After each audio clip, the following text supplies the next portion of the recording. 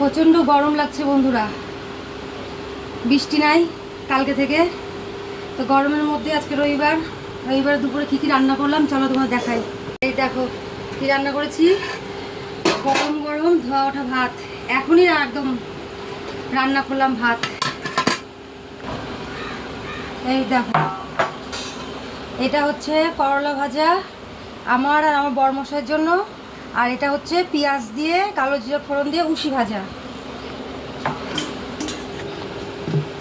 আজকে স্পেশাল কচুরলতি চিংড়ি মাছ দিয়ে, এই দেখো চিংড়ি মাছ দিয়ে কচুরলতি সর্ষে পোস্ত আর নারকেল বাটা দিয়ে করেছি।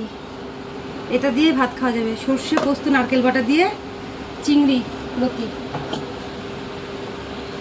এবার তোমাকে দেখায় আর একটা জিনিস, যেটা দেখো আমাদের দুপুরের লাঞ্চ, কই মাছের সর্ষে পোস্ত তেল কই। এই দেখো এবার দেখায় আর একটা, এটা হচ্ছে আলু দিয়ে কই মাছের একটু পাতলা ঝোল। এই দেখো এটা ঝোল জিরে বাটা আদা বাটা আর গরম মশলা দিয়ে করেছি। দেখো ঝোলটা সর পড়ে গেছে।